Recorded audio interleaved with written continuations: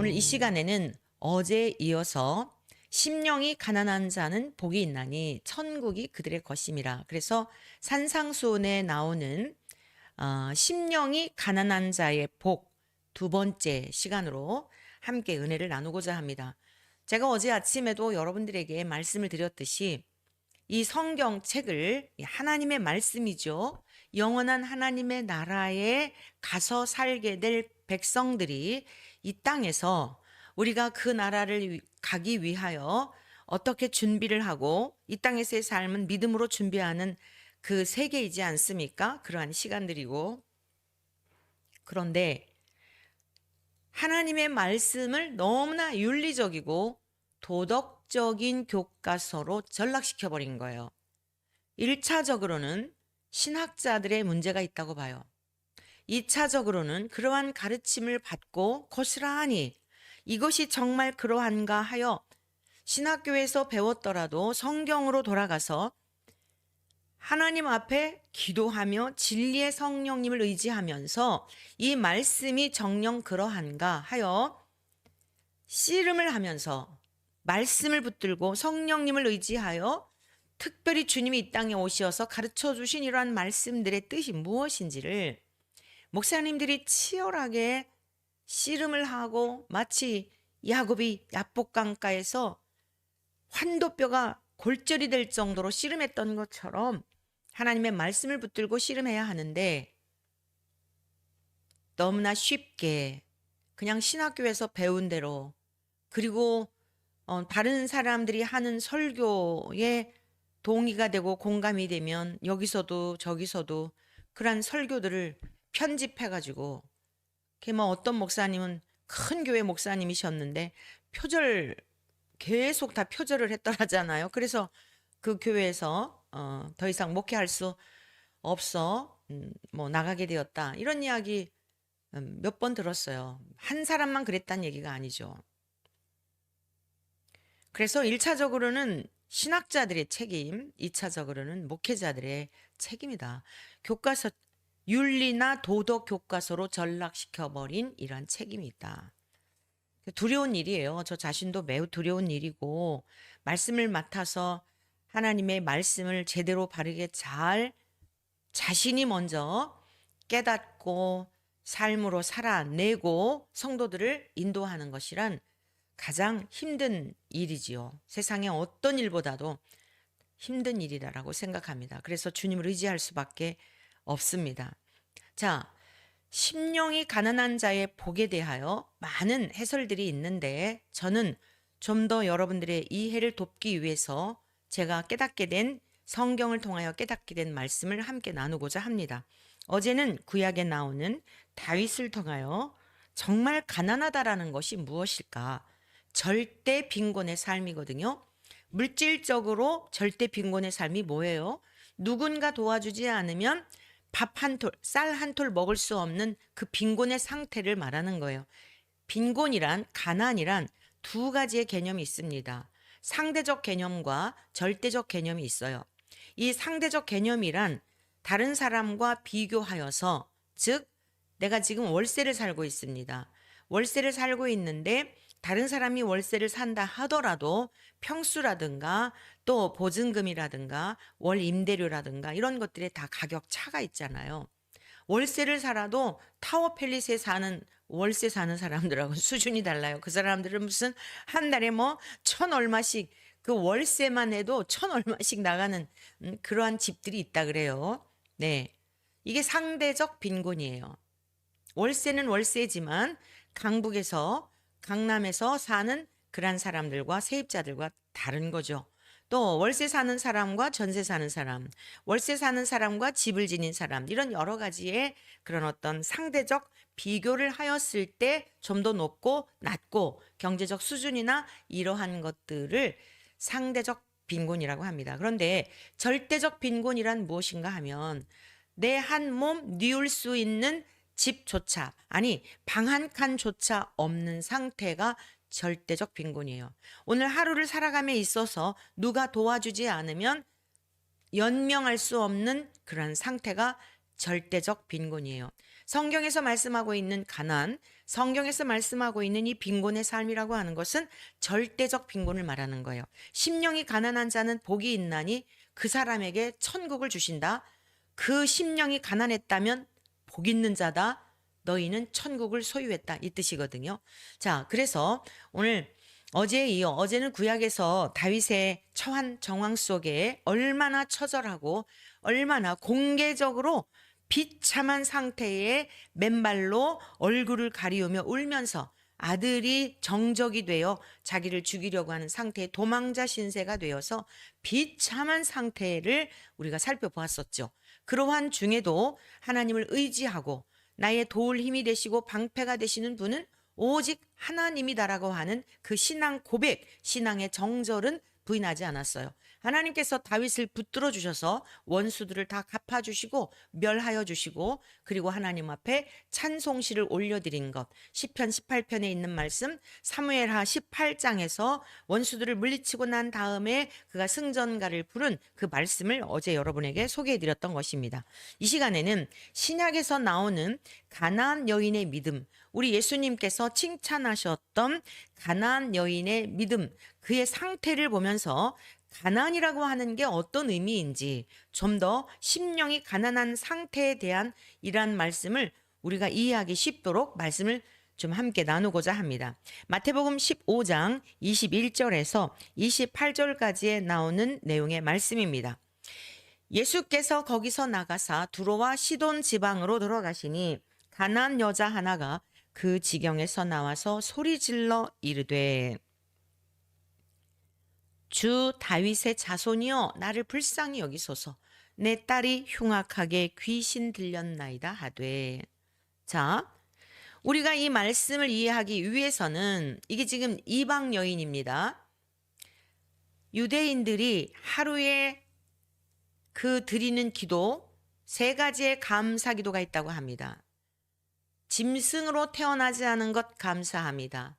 이방인으로 태어나지 않은 것 감사합니다. 여자로 태어나지 않은 것 감사합니다. 근데 지금 주님께서 등장시키는 여인, 주님은 의도적으로 가나안 여자를 만나주신 거예요. 이끌어 주신 겁니다. 이 여자가 어떠한 경로를 통하여 주님 앞에 나왔다 할지라도 이 여인을 구원하시기로 작정하신 하나님께서 예수님 앞으로 인도해 오셨다.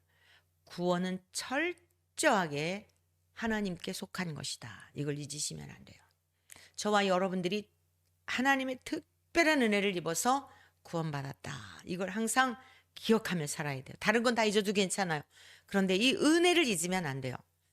자, 그래서 유대인들은 여자로 태어나지 않은 것, 이방인으로 태어나지 않은 것, 짐승으로 태어나지 않은 것 감사하는데 앞에 어떠한 일이 있었느냐면 유대인들과 예수님께서 지금 이 14장에서부터 보면은요, 세례 요한이 죽은 다음에 예수님께서 본격적으로 사역을 시작하시면서 5,000명을 먹이신 오병의 사건이 기록되어 있어요. 14장에.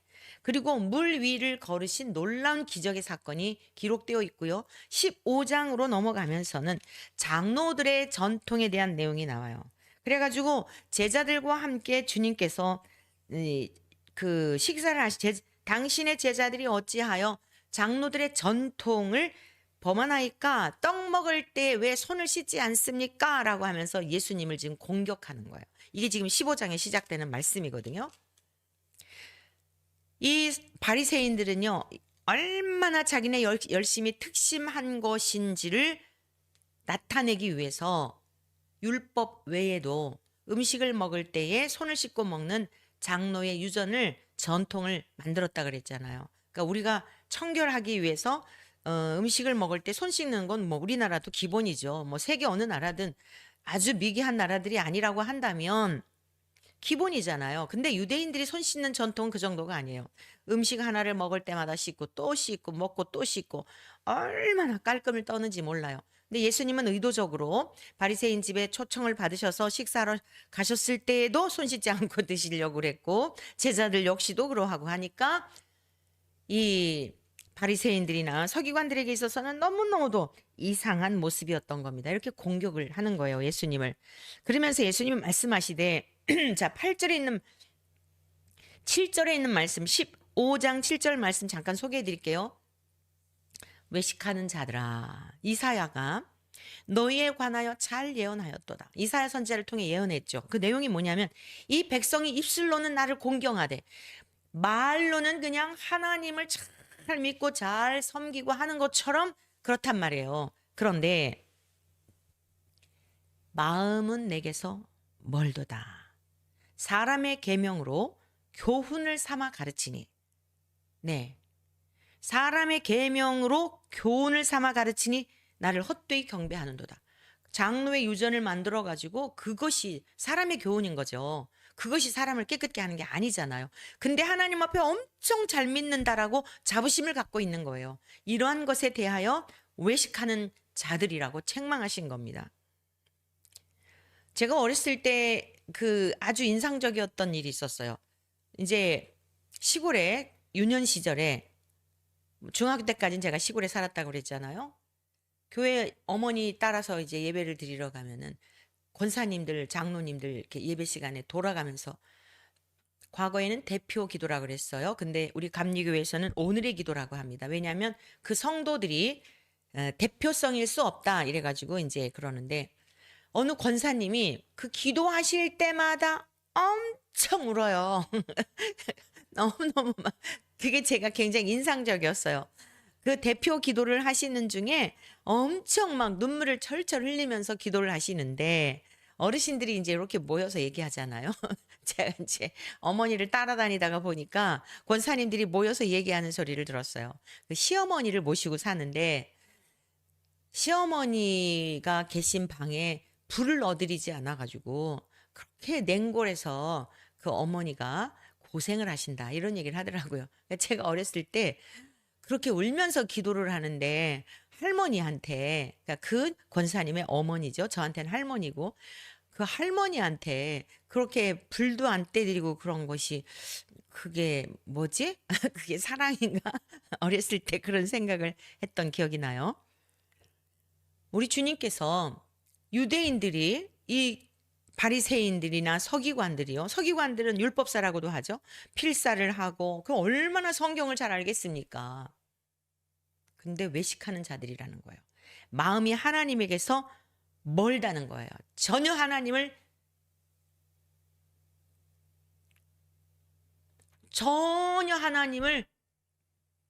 이 뭐야 진심으로 경외하고 공경함이 없다는 거예요. 요즘 유튜브에 보니까 정 목사님 좀 그거 소개해 줬으면 좋겠다고 지금 메모를 주셨는데 안아무개라고 하는 여성 목사가 있어요.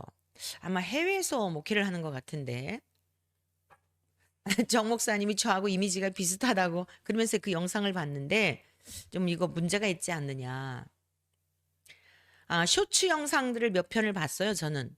뭐 그 쇼츠 짤막짤막한 것이니까 그렇게 크게 문제 될 것은 없다라고 생각을 했는데 이제 정 목사님은 그 어떤 쇼츠 영상 짧은 게 1분짜리가 아니고 그 집회 이제 이런 걸 봤나 봐요. 그래서 저한테 보여주더라고요. 정말 혼탁한 시대예요. 여러분, 하나님의 말씀을 말씀대로 가르치는 주의 종들과 그렇지 않은 사람들을 분별하는 가장 쉬운 방법이 뭐냐면 회개의 복음을 전하고 있는가예요. 회개의 복음. 이 사람들의 특징이 뭐냐면 많은 사람들이 몰리는 그 목사라고 하는 직함을 가지고 모이는 그 부류의 메시지를 들어보면 회개의 메시지가 없어요. 근데 회개를 한다 하더라도 그것도 잘 분별하셔야 돼요. 여러분들이 헌금 많이 하지 않은 거, 새벽 기도 드리지 않은 거, 어떤 우리의 행위로 구원받는 게 아닙니다. 새벽 기도를 열심히 드려서 천국 가는 게 아니에요. 새벽 기도, 금식 기도 의미가 뭐냐면 주님에 대한 은혜와 사랑이 너무너무 깊어요. 내 죄악의 깊이를 깨달으면 깨달을수록 그 은혜의 깊이도 깊습니다. 그래서 사랑에 빠지게 되는 거예요. 주님과. 사랑에 빠지게 되니까 잠자는 시간도 우리가 젊은 날 사랑에 빠지게 됐을 때 어때요? 요즘 젊은이들 사랑에 빠지면 어때요? 아니, 여러분이 그런 경험이 없더라도 영화나 드라마 한 편 정도는 봤을 거 아니에요. 멜로 드라마나 영화를 봤을 거 아니에요. 그들 어떻죠? 그 사랑에 취해가지고 그냥 자나깨나 그 사람 생각, 그 사람이 말했던 말의 의미를 되새김하며 기회 있으면 누구에게 자랑하고 싶어 못 견뎌 하잖아요. 우리가 하나님과 사랑에 빠지는 것 그 이상이에요. 그러니까 잠자는 시간도 아가서에 그런 말씀이 나오잖아요. 내가 잠을 자려고 누웠으나 깨었으니 이게 무슨 소리예요?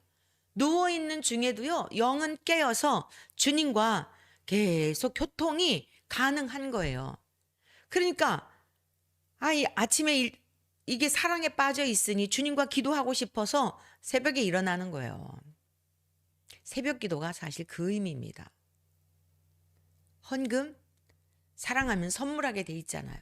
내가 정말 주님을 사랑하는데 뭐 드릴 게 없나? 드릴 게 없잖아요. 뭘 드려요, 우리가? 그러니까 물질이 목숨처럼 귀하게 여기잖아요. 내 전부를 가지고 일한 거잖아요. 거기에서 10의 1조를 떼고 감사헌금을 드리고 내가 멀리 가서 선교는 못하지만 선교하는 분들을 위해서 작지만 선교헌금을 드려야 되게 여기에 의미가 있는 거예요. 근데 회개의 복음을 외치는 것 같지만 여러분들 그렇게 새벽기도 드리지도 않고 철야 예배도 나오지도 않고 그렇게 해가지고 천국 갈 수 있겠습니까? 겁박을 하는 거예요. 그거는 행위로 구원받는 게 아닙니다. 회개하십시오. 그래가지고 또 이제 새벽기도 맞아 내가 오늘 새벽기도 안 나갔는데 오늘 죽으면 천국 못 가겠네. 멍해가 돼버리는 거예요. 성도들에게. 지금 우리의 신앙생활은요. 새벽기도 정도가 아니라 여러분 심야 기도 정도가 아니라 철야 정도가 아니라 24시간 항상 하나님과 동행하는 훈련을 하셔야 돼요. 바울 사도를 통해 이미 로마서의 말씀 의인 오직 믿음으로 말미암아 구원을 받는다. 의인은 없나니 하나도 없다. 모든 사람이 죄를 범하였다. 그런데 어떻다고요?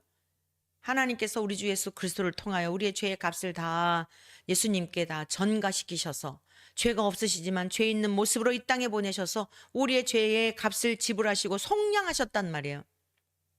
그럼 우리가 어떤 사람이죠? 성전이에요. 로마서 12장에서 이제 기독인으로서 그리스도인으로서 칭의를 하나님 앞에 옳다 인정함을 받은 사람들이 어떤 삶을 살아야 되느냐? 이제 우리는 우리 자신을 산 제물로 드려야 되는 거예요. 주일날 나와서만 예배드리고 어떻게 이 세상에서 이 악한 세상에서 이길 수 있습니까? 왜 하나님이 우리에게 성령님을 보내주신 거예요? 성령 하나님이 우리 안에 늘 내주하시는 이유가 뭐죠? 성전이 뭐예요? 하나님의 임재, 하나님이 함께 하시는 곳, 임재하신 곳이 성전이잖아요. 그러니까 예수님을 믿는 사람들의 공동체, 이게 유형적인 건물 안에서 모여드리는 유형적 교회라 말하고요. 우리 주 예수 그리스도의 영이 회개한 자에게 성령으로 인쳐주셔서 그 사람의 이름이 하늘나라의 생명록에 이미 기록이 되었고 그리고 그 사람은 하나님과 동행하는 성령이 내주하는 사람들이에요. 이러한 사람들은 늘 주님을 향한 사랑에 목마르게 되어 있어요. 늘 주님을 향한 그 사랑과 주님이 공급해 주시는 은혜로 살기 때문에 자면서도 내가 누워 자려고 하나 내 영은 깨어서 주님과 기도가 가능한 거예요. 교제가 가능한 겁니다. 그런데 회개를 이야기하면서도 자꾸만 무엇인가 짐을 더해주는 거예요. 이 시대 유대인들과 다를 바가 전혀 없습니다. 잘못된 가르침이에요. 그 안 아무개라고 하는 그 여성 목사도 뭐 엄청 구독자도 많고 뭐 사람들이 열광을 해요. 나중에 보니까 이 또한 신사도 운동하는 다 그런 부류의 목회자인 것을 볼 수가 있었어요. 너무너무 혼탁하고 어제도 그 어떤 뭐 기도원에 있는 어느 김은 무슨 선교사라는 사람인데 정말 가관이에요. 그런데 더 기가 막힌 게 뭐냐? 사람들이 그런데 몰려든다는 거예요. 상식에도 미치지 못하고 이렇게 그런데 거기에 몰려든다는 거예요. 정말 답답합니다. 자, 좀 진도를 빨리빨리 나가도록 하겠습니다. 가나안 여자, 이방 여자입니다. 앞에 유대인들은 어땠다고요? 하나님을 믿는다고 하고 성경을 필사를 하고 외우고 그러지만 자 10절에 있는 말씀, 마태복음 15장 10절에 있는 말씀, 무리를 불러 이르시되 듣고 깨달으라. 여러분, 깨달음을 위해서 기도 많이 하셔야 돼요. 깨닫지 못하면 마치 뭐와 같냐면 알갱이가 그대로 있는 상태와 같고, 깨달은 것은 알갱이가 땅 속에 들어가서 툭 터진 것과 같아요. 그때부터 생명력이 발동이 되는 거예요. 땅 속에서 발화가 되어서 툭 터져서 그 어둠 속에서 짓누르고 있는 흙을 삐집고 올라오기 시작하는 거예요. 잎을 피우고 가지가 나고 열매를 맺게 되는 거예요. 가만히 있는 상태, 말씀으로만 간직하고 있고 무슨 뜻인지 못 알아들으면, 깨닫지 못하게 되면 이게 유대인들의 신앙이었던 것입니다. 그러면서 주님이 이러한 상황 속에서 너희들의 마음속에 야, 장로의 전통까지 만들어서 그 유전을 만들어 열심히 지킨다마는 너희의 마음에서 나오는 악한 생각과, 마가복음 누가복음에도 나오는 내용이죠. 조목조목 주님이 말씀하신 거예요. 입에서 나오는 것들은 마음에서 나오나니 이것이 사람을 더럽게 한다는 겁니다. 그러면서 악한 생각, 마음에서 뭐가 나와요? 악한 생각, 살인, 간음, 음란, 도둑질, 거짓 증언, 비방, 이런 것들이 사람을 더럽게 한다는 거예요. 자, 이러한 배경 속에서 이 지금 가나안 여인, 이제 그 문단이 바뀌면서 가나안 여인에 대한 이야기가 나와요. 그런데 아까 제가 소개해드린 대로 이방인이죠, 여인이죠. 이들에게 있어서 이방인들은 짐승 취급했던 거거든요. 거기 다 해당되는 여인이에요. 근데 우리 주님이 이 여인을 만나주신 거예요. 이 여인이 이제 주님께 나와서 이렇게 요청한 거죠. 내 딸이 흉악하게 귀신 들렸나이다. 저 좀 불쌍히 여겨 주세요. 다윗의 자손이요. 이방인들이 다윗의 자손이여라든가 유대인들이 다윗의 자손이여라든가 하는 것은 극존칭의 칭호예요. 대단한 능력을 가진 그런 왕과 같은 다윗이 왕이었잖아요. 지금까지도 존경받는 왕이잖아요. 주변 나라들을 나무 찌르고 가는 곳마다 승리하게 하셨던 대단한, 그러니까 영적인 의미를 모르더라도 육적으로라도 유대인들에게 있어서나 이방인들에게 있어서나 대단한 존재였죠. 그러니까 예수님을 향하여 구원자이신 것은 모르지만 우리가 지금 믿고 있는 그리스도까지는 모른다 하더라도 다윗의 자손이요, 당신은 내가 보아하니 정말 대단한 분입니다. 나 좀 불쌍히 여겨주세요. 내 딸이 흉악하게 귀신이 들렸습니다. 예수님이 한 말씀도 대답하지 않으셨어요. 23절이죠. 제자들이 와서 청하여 말하되, 그 여자가 우리 뒤에서 소리를 지르오니 그를 보내소서. 제자들이 이렇게 요청한 거예요. 제자들은 누구들이에요? 유대인들이죠. 상종할 이유가 없는 여자잖아요. 이 제자들에게 있어서도 가난 이방 여인이지, 또 여자지, 또 귀신 들린 딸을 고쳐달라고 왔지. 그러니까 빨리 가라 그러세요. 이렇게 주님께 요청한 거예요. 자, 예수님께서 한 말씀도 말씀하지 않으셨어요. 어떠한 그 분위기가, 어떠한 상황이 여러분에게 연상이 되십니까? 이 여인을 무시하고 멸시하고 요즘 아주 그냥 이상한 법들을 만들고 이상한 짓거리하는 사람들이 말하는 인권을 완전히 무시하는 모습이잖아요. 대답도 안 하셨어요. 그런데 우리 주님은 이러한 행동조차도 다 의도가 있었어요. 자, 제자들조차도 저 여자 쫓아보내라고 했는데 24절 예수님이 말씀하십니다. 나는 이스라엘 집에 잃어버린 양 외에는 다른 데로 보내심을 받지 아니하였노라 하시니, 예수님께서 시치미를 똑 떼시고 나는 유대인들에게, 자, 이스라엘 집에 잃어버린 양, 유대인들 말하는 거예요. 이스라엘 백성들, 하나님이 택하신 그 백성들인 것을 유대인들은 굉장한, 제자들도 지금 다 듣고 있잖아요. 자부심을 갖고 있었잖아요. 이 말씀은 틀린 말씀이 아니에요. 그런데 이방인이요 여인을 멸시하기 위해서 예수님이 이 말씀하셨을까요? 예수님의 성품은 편벽됨이 없으신 분인데 그 여인의 신앙 고백을 듣고 싶으셨던 거예요. 이것은 이 여인을 걸려 넘어지게 하려는 게 아니라 이 여인의 신앙 고백을 통하여 하나님께 영광 올려드리고 하나님이 하실 일에 대한 것을 드러내시기 위해서 이와 같이 말씀하신 거예요. 여러분들이 신앙생활 하다가 이렇게 가나안 여인처럼 주님 앞에 간절한 마음으로 기도하고 요청하였는데 주님께서 침묵하시는 시간이 있어요. 아무 반응하지 않는 시간이 있어요. 기도에 응답이 없다 이 말씀이에요. 주변이 전혀 달라지지 않는다 말씀입니다. 내가 이 문제를 가지고 기도를 했는데 전혀 변화되지도 않아요. 자녀를 위해서 기도했는데 달라지지도 않아요. 남편을 위해서 기도했는데 달라지지도 않아요. 하나도 달라지지 않아요. 그럴지라도 낙심하지 않기를 바랍니다. 그런 때일수록 더 하나님을 신뢰하고 하나님을 높여드리기를 축복합니다. 테스트의 기간이에요. 믿음이 없음으로 말미암아 이후에 부끄러움 당하지 마시고 우리가 믿음이 없어도요. 하나님은 작정하신 일을 반드시 이루세요. 우리가 걸려 넘어져도 다시 일으켜 세우세요. 그러나 우리가 이제 주님의 근심, 연약한 믿음 때문에 엎치락 뒤치락 하기 위해서 우리가 언제까지 그렇게 살아야겠습니까? 장성한 분량에 이르러서 마치 다니엘과 그의 친구들이 신앙의 정절을 지키기 위하여서 불구덩이에 들어가고 사자굴 속에 던져져도 하나님께서 우리를 건져 주실 거다. 그리 아니하실지라도 우리는 하나님을 경외할 거다. 할렐루야. 이 믿음이 저와 여러분들에게 있기를 축복합니다. 묵묵부답하셔도 반응이 없으셔도 외면하신 것 같아도 기도에 응답이 없는 것 같아도 그때야말로 우리 주님이 우리보다 더 가슴 졸이면서 신앙의 정절을 부인하지 않고 주님을 의뢰하는 그 입술의 고백과 찬송의 삶을 위해서 기대하신다는 것을 여러분 보시기를 축복합니다.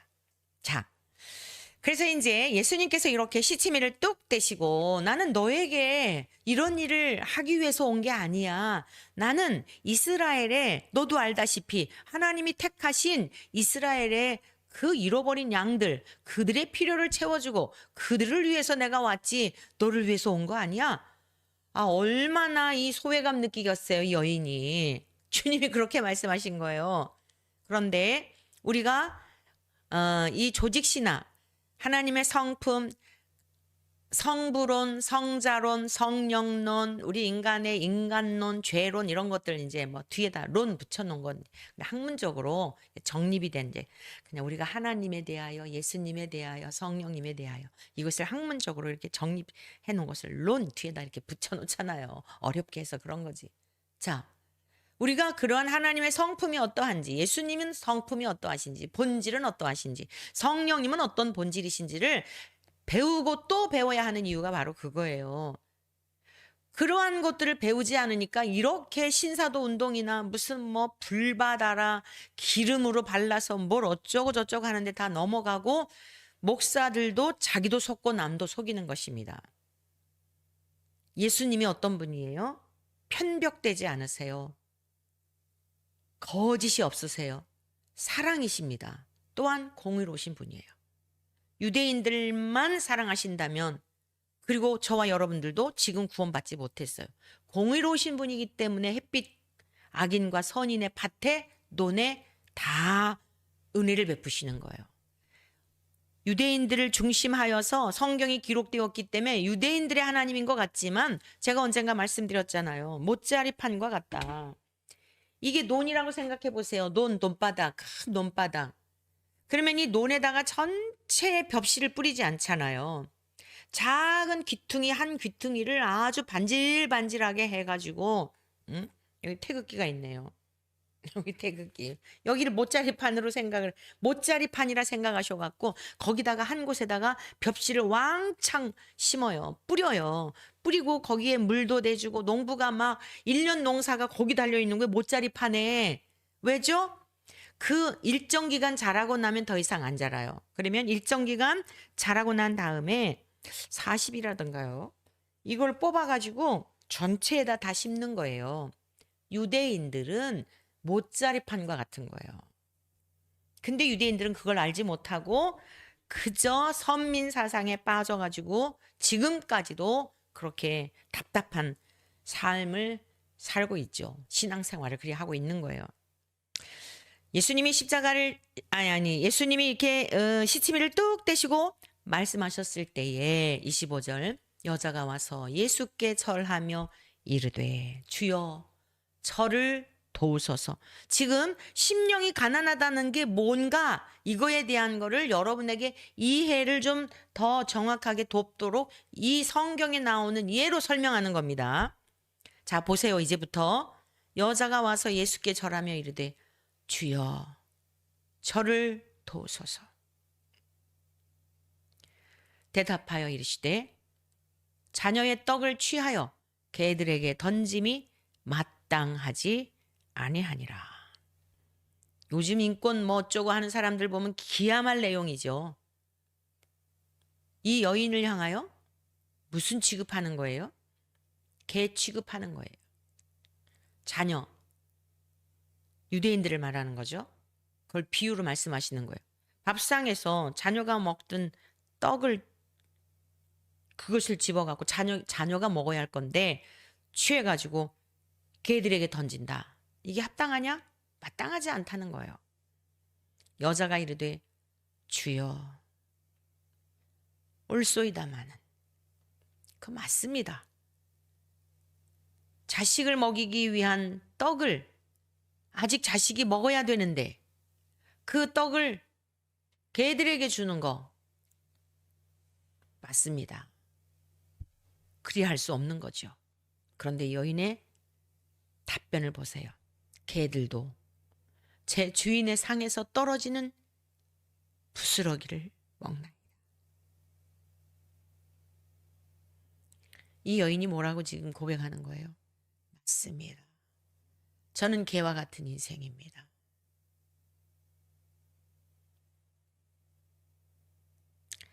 하나님이 택하신 유대인들, 우리는 그 수에 들지도 못하고 우리는 하나님을 믿을 수도 없고 하나님께 가까이 갈 수도 없는 주제인 것을 압니다.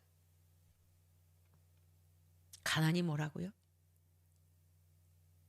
우리가 하나님께 마땅히 갈 수 있는 존재들이라고요? 목사여서요? 장로여서요? 이 여인만 그런가요? 주님이 원하시는 마음 바로 이거예요. 옳습니다. 어떻게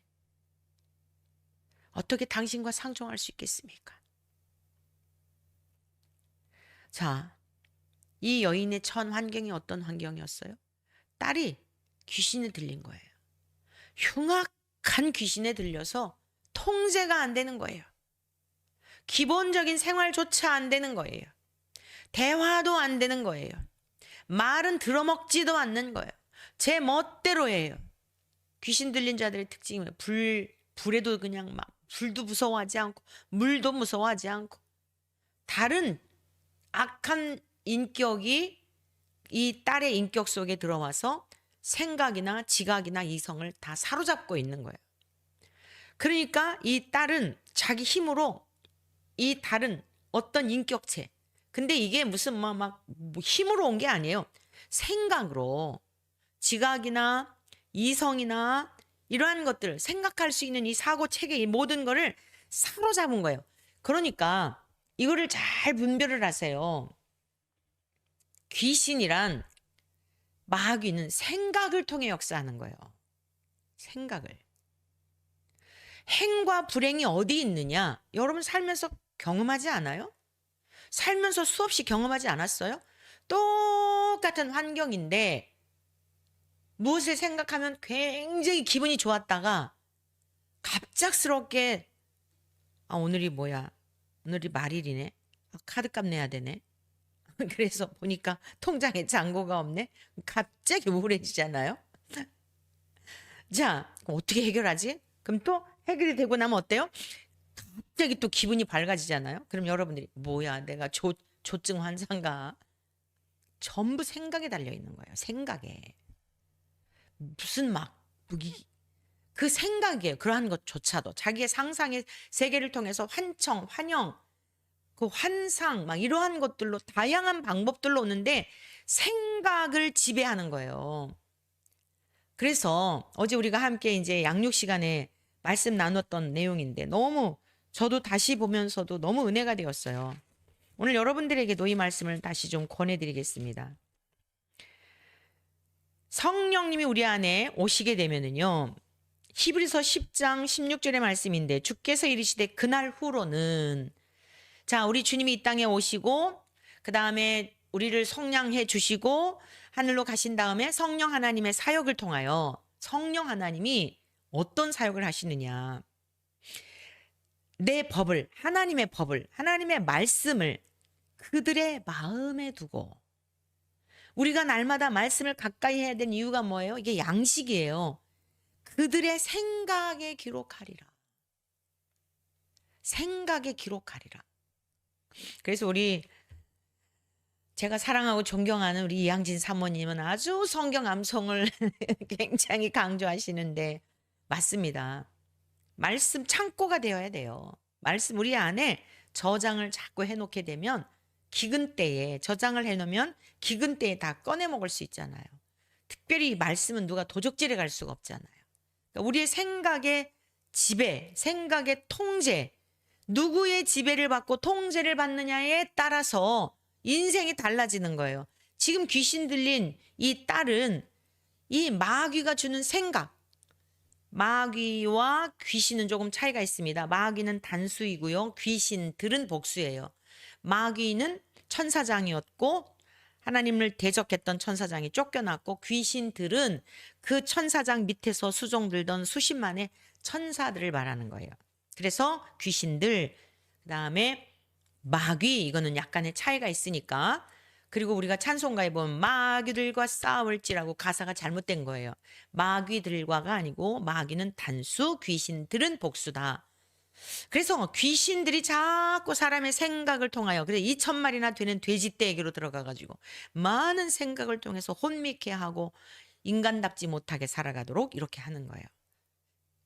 다른 인격체, 그 생각, 즉 생각이 사람의 생각을 지배한다. 그러니까 여러분의 생각을 잘 다스리게 되면 하나님의 말씀을 마음에 두고 우리의 생각 속에 기록하게 되면 어디 틈타겠습니까? 이 여인이 별것 다 해보지 않았을까요? 다른 인격체를 인간으로서 해결할 수가 없는 거예요. 이 귀신을 내어 쫓을 능력이 없는 거예요. 완전히 포기한 거예요.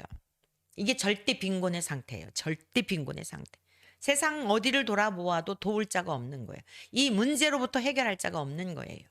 그러면 여러분들은 나는 뭐 귀신 들린 게 아닌데, 우리 모두도 이미 요한복음 8장 44절에서 주님이 말씀하셨어요. 너희는 너희 아비 마귀에게서 났다. 누구를 향해서요? 유대인들을 향해서. 유대인들이 어떤 사람들이에요? 조상 쪽부터 하나님 믿는 우리들하고는 비교가 안 되는 사람들이에요. 그 사람들이야말로 말씀 창고, 말씀 저장고들이에요. 그런데 주님 뭐라 그러셨다고요? 너희는 너희 아비 마귀에게서 났다. 에베소서 2장에서는 뭐라고 말씀하고 있어요? 지금도 불순종의 아들들 가운데 역사하는, 우리가 과거에 그 불순종 아들들에게 역사하는 공중권세 잡은 자들 속에 우리도 다 있었단 말이에요. 그러니까 이 여인의 이 지금 주님과의 대화를 통하여 나와는 달라 이렇게 하면 여러분은 아직도 심령이 가난한 게 아니에요. 이 여인의 상태, 내가 다 해봤는데 이 다른 인격체를 내쫓을 수도 없고 내 딸을 고쳐줄 수도 없고, 그리고 자기 자신을 향해서 얼마나 또 저주하고 악담하고 이랬겠어요. 자기 신세 한탄하고 이랬겠습니까? 다 해본 거예요. 두 손 두 발 다 든 거예요. 가난이란 뭐라고요? 하나님, 정말 저에게는 아무것도 할 수 있는 게 없습니다. 노력을 해봤지만 안 됩니다. 힘써봤지만 안 됩니다. 힘으로도 능으로도 할 수가 없습니다. 주여, 저를 도와주십시오. 제 속에 일고 있는 죄악의 쓴뿌리를 이길 힘이 없습니다. 미움과 분노와 시기와 질투와 온갖 악한 생각 이길 힘이 없습니다. 하나님 도와주십시오. 이게 절대 빈곤의 상태. 그때 하나님이 이 여인에게 칭찬을 하시죠. 28절, 이에 예수께서 대답하여 이르시되 여자여 내 믿음이 크도다. 내 소원대로 되리라 하시니 그때로부터 그의 딸이 나으니라. 악한 세력이 그 딸에게서 떠나가고 그 가정에 구원이 이르게 되죠. 실제적인 문제로부터 해결을 받죠. 우리는 우리의 영혼의 상태, 어둠의 세력에 짓눌리고 사로잡혀 내 생각과 내 뜻대로 자연인으로 태어나오면서 그 유전으로 물려받은 죄의 DNA, 우리 힘으로 이길 수가 없는 거예요. 하나님의 은혜가 아니면 살 수 없습니다. 맞습니다. 차라리 걔는 주인이라도 오직 주인만을 바라보며 그러하죠. 그보다도 못합니다. 그런데도 저 같은 인생을 위하여 십자가에 죽으셨으니 제가 이 은혜를 어찌 감당할 수가 있을까요? 사랑하는 성도 여러분, 심령이 가난하다는 것은 윤리나 도덕적인 반성, 뉘우침 정도가 아니다. 절대적인 절망, 절대적인 빈곤, 나에게는 의로움이 전혀 없다, 하나님의 은혜가 아니면 살 수 없다라고 하는 이 마음이 전 존재적으로 깨달아질 때, 그 깨닫게 하시는 성령님을 통하여 우리가 하나님 앞에 인침을 받게 되고 하나님의 자녀로서 천국을 선물로 받게 되는 것입니다. 이 땅에서도 천국을 살게 되는 것입니다. 그래서 이 팔복이라고 하죠. 이러한 것은 각각이 아니에요. 다음 시간에 애통하는 자의 복에 대한 말씀을 배우게 될 텐데, 여러분들에게 근본 이 기회를 통해서 다른 것은 몰라도요, 마태복음 5장 1절서부터 최소한 1절서부터 20절까지는 근본에 꼭 외워보면 좋겠어요. 그리고 산상수훈 외우는 것을 도전해 보시면 좋겠어요. 1절부터 20절까지는 꼭 좀 외울 수 있는, 주중에 외울 수 있는 그런 시간이 되었으면 좋겠습니다. 말씀을 신비해 둘 때에 더 큰 은혜를 주실 줄로 믿습니다.